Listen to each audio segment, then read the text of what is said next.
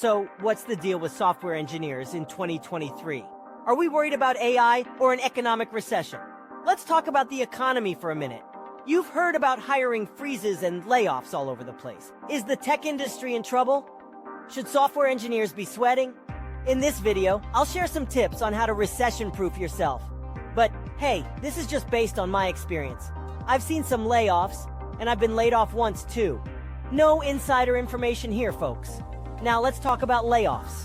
They're not targeting specific groups, right? They happen when budgets need to shrink. So if your org isn't making a profit or if it doesn't have potential, it's risky. Look at ChatGPT, for example.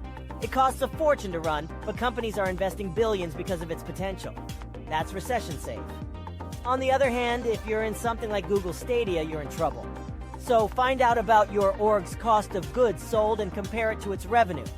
You may not know the exact numbers, but hey, you're a software engineer. Do some napkin math and figure out the financial outlook. If it's bleak and not revolutionary, maybe start looking elsewhere. But here's the thing. It's usually easier to move internally during a recession. Find a safer org, study the product, and look for headcount. Be careful, though. You don't want to end up in a worse situation. Speaking of which, make yourself valuable. If you disappeared tomorrow, how much would your org miss you? Build up your knowledge base and make an impact.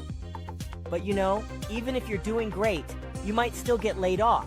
So be prepared, network, follow hiring trends, and check out resources like the list of companies hiring in the description. And hey, you can always use companies like Formation to help you find jobs and brush up your skills.